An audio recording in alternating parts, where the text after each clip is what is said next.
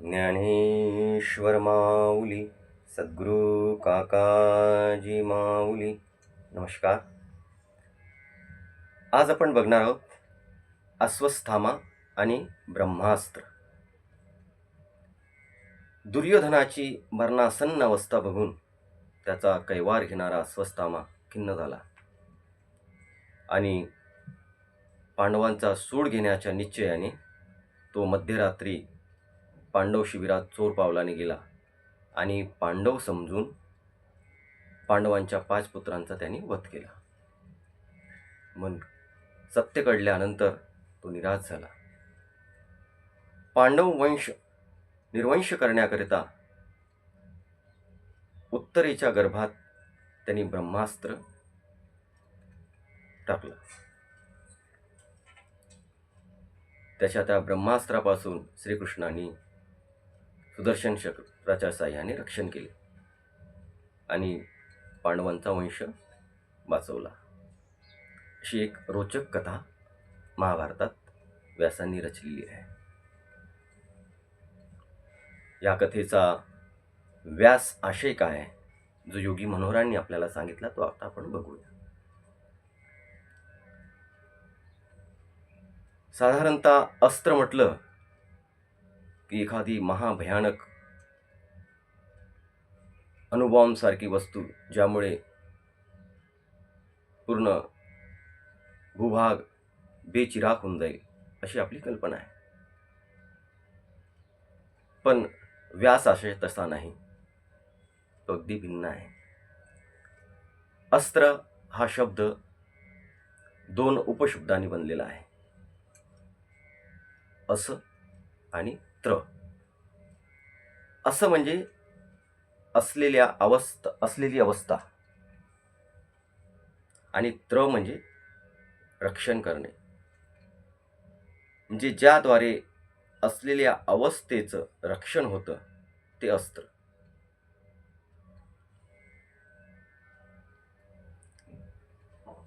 साधनेच्या उत्तर काळात साधकाला ब्रह्मावस्था प्राप्त होत असते आणि ती अवस्थेचं रक्षण म्हणजे ब्रह्मास्त्र लागणं.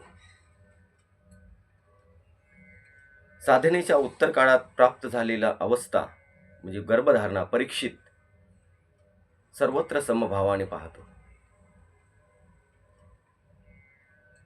आणि स्वतः त्या अवस्थेत ब्रह्म होऊन जातो. म्हणजेच काय, लागली ब्रह्मानंदी टाळी मग देहाते कोण सांभाळी, अशी त्या अतिश्रेष्ठ परीक्षित अवस्थेची अवस्था असते. पण सदैव समाधी अवस्थेत जर राहिलं तर समाजाकडे कोण बघेल, समाजाचं रक्षण कोण करणार? म्हणून भगवान कृष्ण त्या अवस्थेतून त्याला बाहेर काढण्याकरिता सुदर्शन, सु म्हणजे उत्तम, दर्शन घडवितो.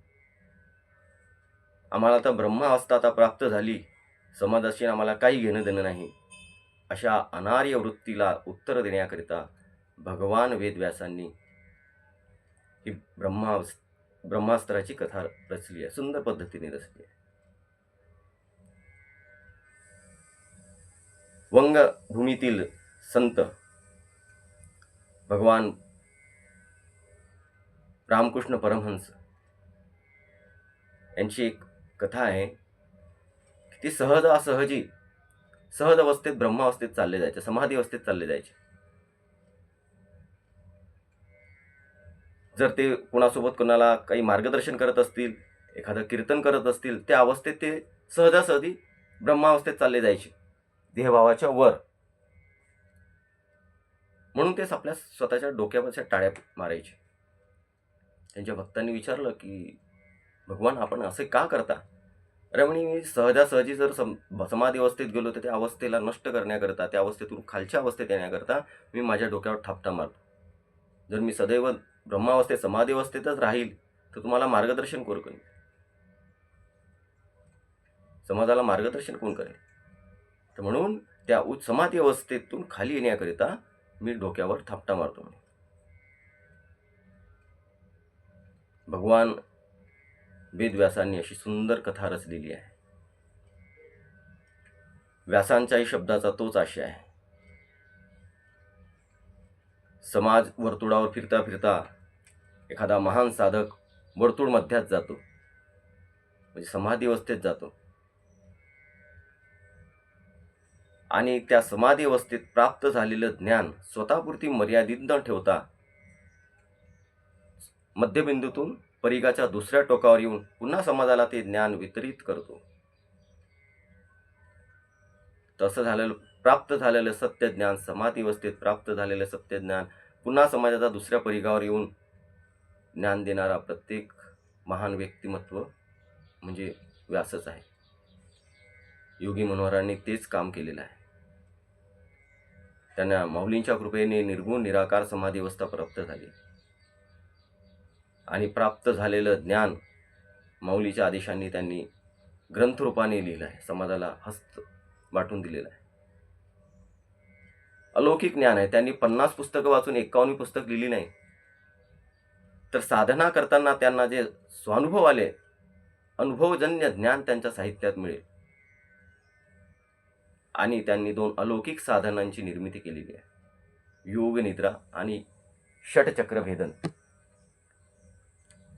या 2 साधना जर प्रत्येकाने याचं अवलंबन केलं तर निश्चितच त्यांचं भौतिक आणि आध्यात्मिक जीवन हे उन्नयनित होईल आणि जन्माचं सार्थक होईल, यात शंका नाही. एवढंच बोलून मी माझे 2 शब्द समाप्त करतो. हरि ओम तत्सत.